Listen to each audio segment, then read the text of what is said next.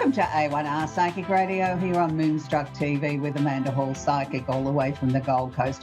Hope you're having an absolutely fantastic week wherever you are in this planet of ours. I mean, just before I came on air, I heard that, maybe, possibly, potentially there could be a ceasefire in the war in Ukraine and with Russia. Wouldn't that be an amazing thing? But we won't get ahead of ourselves. It's very early days, but look, there's progress. That's the most important thing.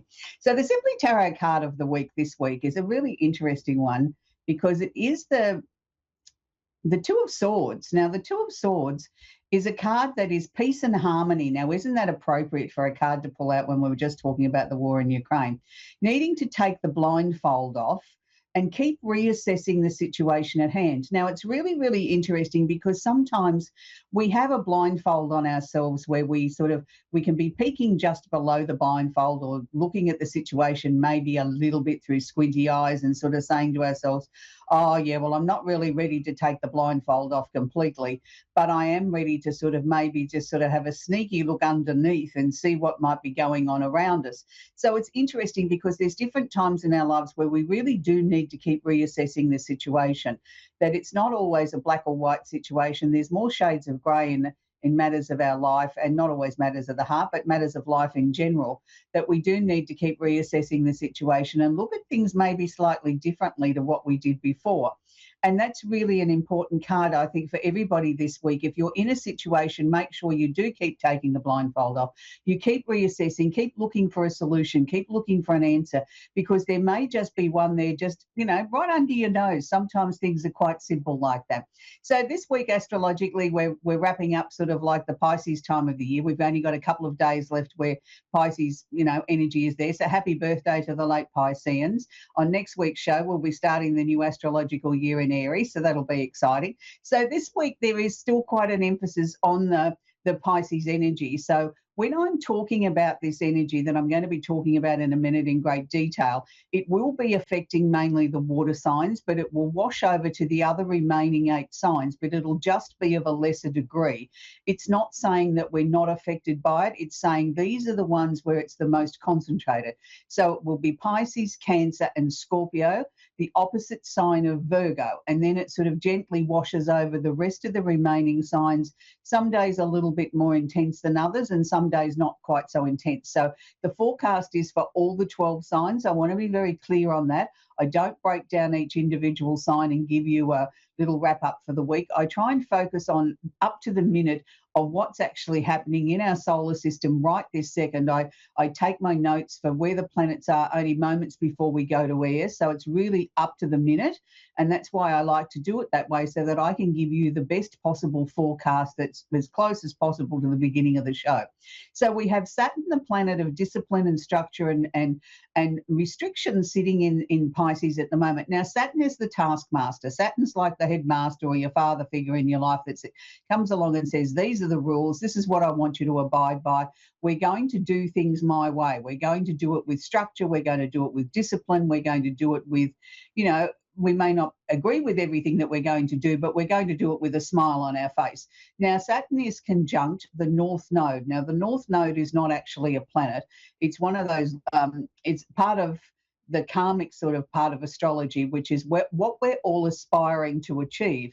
Now, the North Node is trying to show us the way forward, that we're trying to achieve the highest possible areas of our life that need structure in our lives at the moment, things that we need to sort of process, to deal with, to sort out, whether that be on a creative front or whether it be on a structured sort of disciplined sort of front, that, something that we don't particularly want to do. It's not sort of saying it's just creative, and it's not just saying it's the dull and boring or the necessities of life. It's saying it's a combination of everything. So the Saturn is showing us the way forward, leading us with structure and organisation and things like that, and trying to help us achieve the very, very, very best outcome that we can. Now, bearing in mind, the North Node is also conjunct the Sun in Pisces. So, the Sun in Pisces is where we get our creativity creativity. It's where we sort of need to sort things out in our lives, make sure we're not deceiving ourselves, we're not deceiving other people, that we're not, shoving it under the carpet and saying we'll deal with that tomorrow. Now's the time we've got to bring it out from underneath the carpet or underneath the table or out of the closet and say now's the time to get on top of this. Now's the time that we need to be very structured. We need to be moving forward. We need to be making some great inroads while this last little burst of, energy is sitting in Pisces, because some of these planets will be moving out of Pisces very soon. And, the sun is also conjunct Neptune, which is the ruling planet of Pisces. So we've got these three planets and a karmic situation all sort of holding hands together. It's almost like they're going ring a ring a rosy, a pocket full of posies, but we're not going to go into that story. But they're all joining hands together, sort of saying this is sort of almost like our last hurrah together. It's like we've got the band members together, we're going to put on a good show, and this is what we need to achieve. So if you look at it in that way, it's not symbolizing one particular area of your life. There may be many, many areas, and I have plenty of Pisces people in my life, family, friends, and clients. And what I've noticed in this last couple of years, particularly with Pisces, it's sort of like a distinctive sort of club. There's the older, more mature, or the more evolved soul, and that doesn't necessarily mean they have to be an older person. They could be 20 and still be harnessing this energy, where they're really sort of coming into their own power. They've been through the ringer backwards a few times. They've learnt a lot. They're looking at people in their lives and sort of all of a sudden saying, hey, hang on a minute. We might have been friends since the day dot, but what are you bringing to the table? Is it always me that's bringing everything to the table, all the effort, all the work, all the everything, and you're bringing literally nothing? Well, if that's the case, then I don't necessarily want you in my life in such a degree anymore. If you're not bringing something constructive to the table or bringing something towards me, I'm not going to be the one to do all the heavy lifting. Then we've got a middle ground Pisces that sort of sits in the middle and says, oh, well, I'll go whichever way the breeze is springing. If you're being nice to me today, then I'll be nice to you, and we're all buddies and this, that, and the other. But then the moment that it doesn't suit them or the other person sort of drops the ball, they sort of flip back the other way. So they're sort of sitting on the fence, and sitting on the fence is not always particularly comfortable. It can get a little bit prickly there. Then we have the final group where they're almost literally trying to convince themselves that everything is going okay, everything's going the way that they want it to, but yet they're still putting their same feet in the same holes, going around the same racetrack, repeating the same things over and over and over and over again, hoping for a different result. And yet they're not prepared to step out of their comfort zone or look for another solution. They're just hoping that by doing it again, we might get a different result. Well, we all know how that works.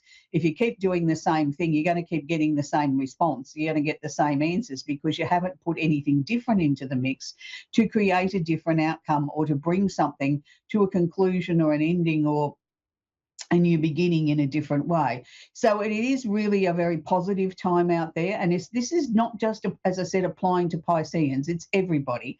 And it can be all different star signs might, tune into one of those three descriptions that I gave you and maybe vacillate between all three of them at different times of the day or the week or the month or whatever. But just know that you've got to be true to yourself. You can't keep doing things the way that you were doing them and expect a different result. If you want change, you've got to get up and make change happen. You've got to be part of the orchestra. You've got to be one of the band members in the orchestra that plays a different note to get a different tune. And it's that very simple. So the other interesting thing this week is Mercury's gone retrograde in Aries. Now, we all just love these Mercury retrogrades 3 times a year. It's sort of like nobody's got their listening ears on. People say, yeah, I'm listening, and you ask them to repeat it back and they say, oh, can you repeat that again for me? I didn't quite catch it.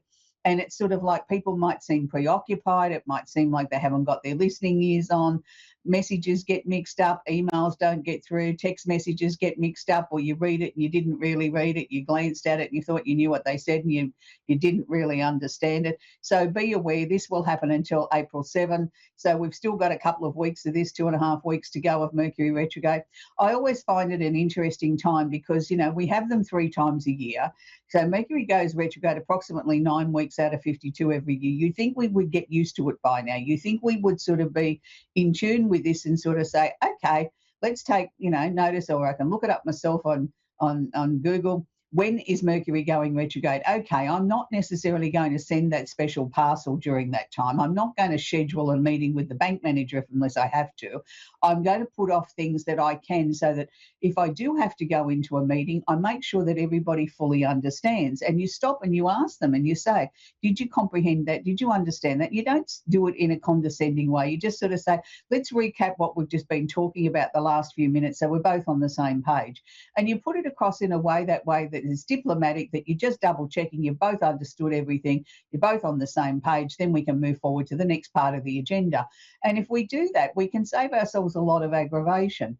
I learned many, many years ago when I was first in astrology, you don't argue with a Mercury retrograde. If you're going to send something in the mail, guaranteed it probably won't arrive. Or if it does, it's been halfway around the world, or it's damaged or whatever. And I used to deliberately do things and test things out because I just didn't necessarily take something at face value. And I must admit, I did lose quite a lot of important parcels that I was sending in the mail because of my own stubbornness. So please learn from that. If you don't necessarily need to do it, or you do need to send something, make sure you've got the correct address on it. Make sure that the courier or the service that you're using, the postal service, has got, has taken the right address and put it, and take a photograph of it, so that if it does go astray, well, hang on a minute, this is the address I sent it to. This is the photograph I took before I dropped it off at your service. Sometimes that can just sort of help, and it helps people track things too, because you've got some proof there. So we still have Uranus sitting in Taurus. Uranus has been there for a long time. At least Uranus is going direct. It is still affecting the earth signs, which is Taurus, Virgo, and Capricorn, and the opposite sign of Scorpio. So Scorpios have got a fair bit of energy sort of happening in their lives at the moment. They've got a lot of sorting out to do. I wouldn't particularly like to be a Scorpio at the moment, because some of it can be sort of quite confronting. With Uranus, is like the bolt of lightning, comes out of nowhere, sort of strikes out of nothing, and sort of says that this is, really important. We can't keep avoiding this. We can't keep putting it off.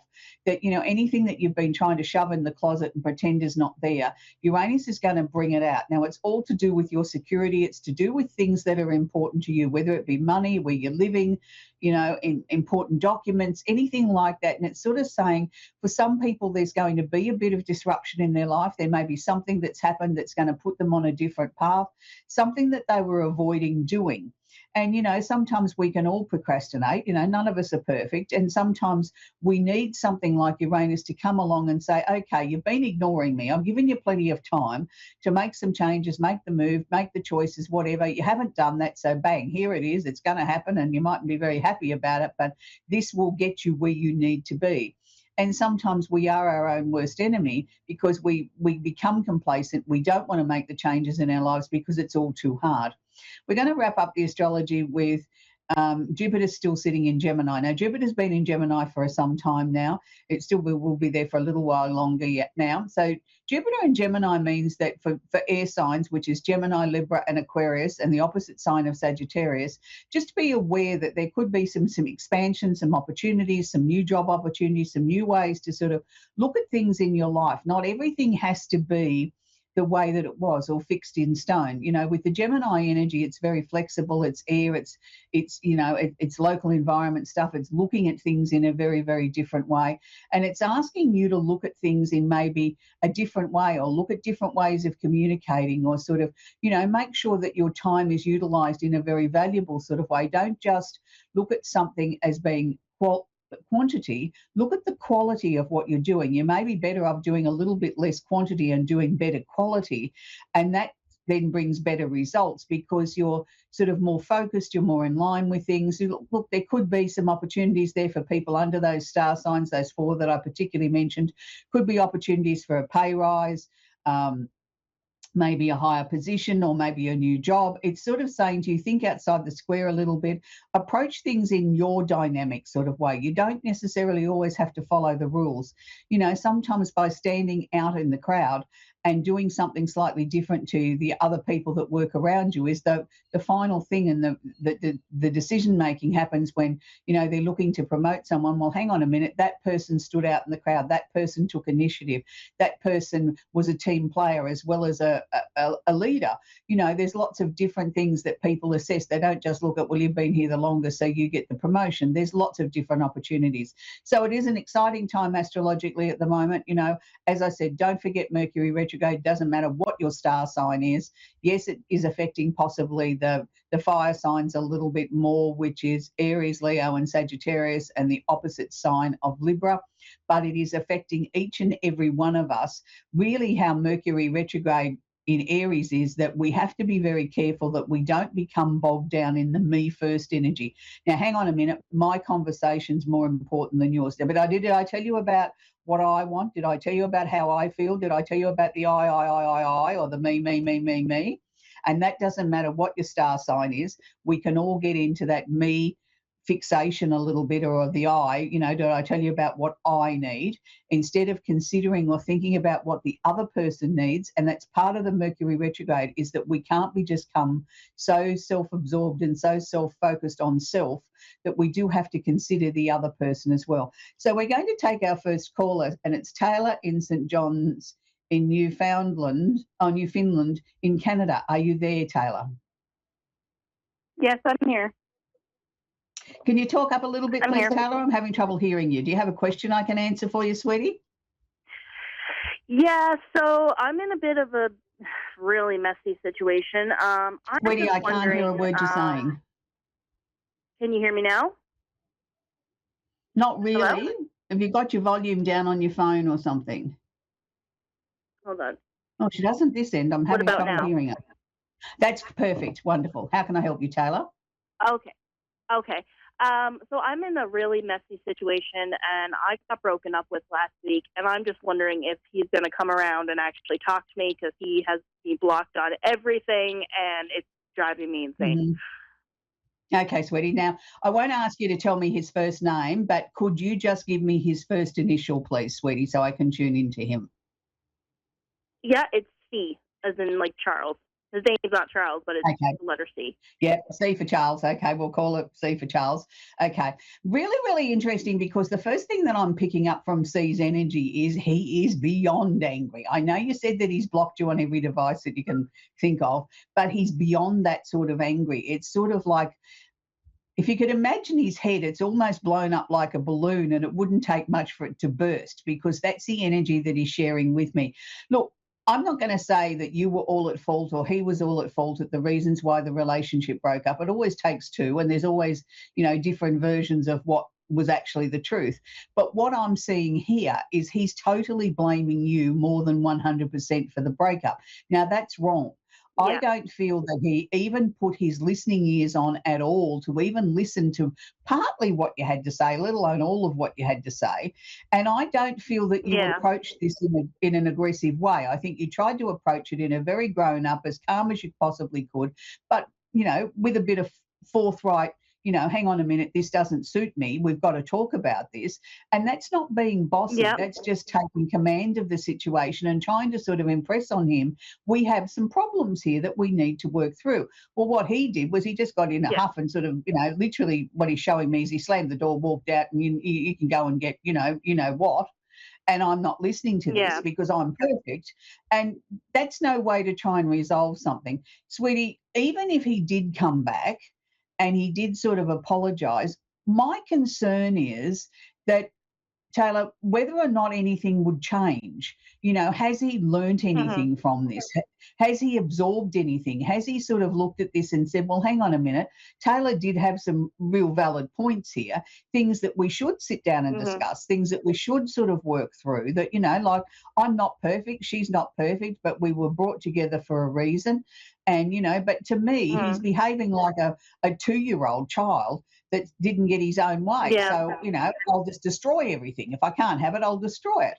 Well, if he was 2, we'd send him to his room and tell him to fix his attitude. You know what I mean? Like, go and think about your actions. You can't do that to a grown man. Sweetie, I do feel he will come back. I don't think it's going to be in the Okay. next 2 or 3 weeks. I think it's going to be probably 4, 5, 6 weeks away. But his attitude hasn't changed. And that's the part that Okay. really bothers me is that he comes back and he tries to Mhm. smooth everything over and sort of says, well, look, I'll give you one more chance. Well, that's big of him. He's going to give you one more chance for his bad behaviour. Hello, come on, like Right. there's you can't just blame one person. So what I'm going to suggest to you is don't shoot him down in flames. Listen to what he's got to say and then sort Mhm. of, go with what you feel is right at the time. Don't have anything pre worked out that you're going to say. If he says this, I'll say that. Just let it flow naturally. Yeah. And I think what you're going to see is that nothing has actually changed. That here he's come back and he's even more bossy. He's even more, I don't even know what word to put on it. He's just so full of his own importance that he can't even begin to Mhm. see that maybe your feelings have been hurt. Maybe some of what you said was right. It's sort of like, I'm Yeah. saying you were right, and then I'll dismiss it the next second because I'm the only one that's ever right. Sweetie, I'm not sure that you'd be able to, unless you want more of the same. I don't know that this relationship has any real merit of trying to come back together again and finding some resolutions. And I know that's maybe not what you wanted to hear, but that's the truth of the Mhm. situation because he doesn't see that he's done anything wrong.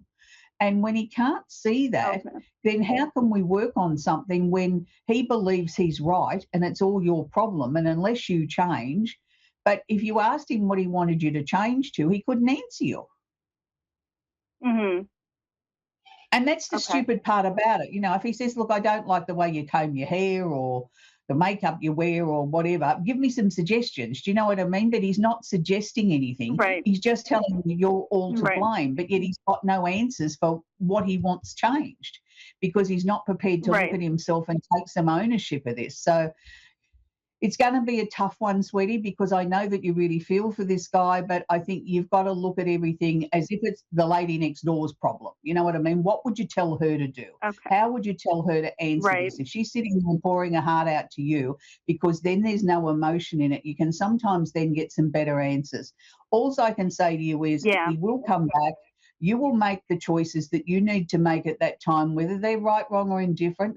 You don't have to agree with me, but let me assure you, Okay. nothing is going to change. So even if you go back to him and Okay. you take him back 6 more times before you finally make a Mhm. decision and say, this is not for me, it is not going to interfere with you finding the love of your life. It is not going to interfere or change anything in your life. It will just slow things up. Mhm. That's all. It doesn't change Okay. the actual outcomes. So don't, if you have a Okay. weak moment, you take him back and you think you can change him. Look, we've all been there, we've all done it. And sometimes in Right. karmic relationships like this one it's not as black and white as people can point it out to be. We've got to work through the Right. emotion, we've got to work through the relationship before one day we get up and we say, I've had enough. I can't do this anymore. Do you know what I mean? But you're not there yet. Right. And that's why I'm Yep. trying to share with you. There's no right or wrong here, sweetie. Just do what feels right at the time. And, if it doesn't turn Okay. out to be the way you want it to be, then just sort of move on. Anyway, sweetie, that's where we've got to leave it. And I hope I've helped you in some way there, Taylor. It's a very pretty name. We're going to talk with Barbara now in Albany in New York in the USA. Are you there, Barbara? Yes. Hi, Amanda. Thank you for taking my call. Oh, you're very welcome, sweetie. Do you have a question I can answer for you, darling? I do. Right now, my job is uncertain going down in the future, so I didn't know if you could tell me a little bit about. I feel like there's a lot of change, Okay. so I wanted to check in on my job.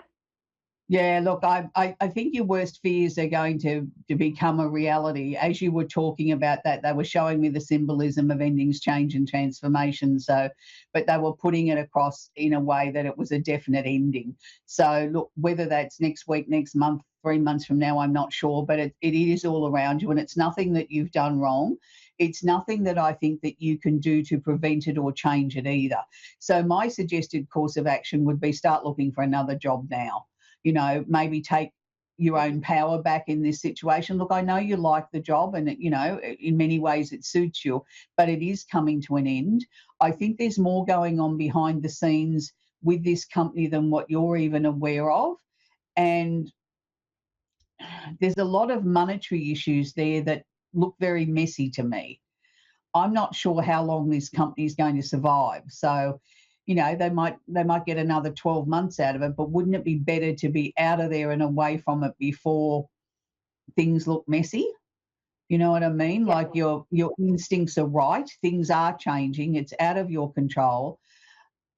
Look, I could probably comfortably say from what I'm seeing on a soul level for you, Barbara, you've probably got till June, but let's not leave it till the death knell and then start looking. Do you know what I mean? At least at the moment, it's Yeah. in your control. You can start looking, you can start applying for jobs.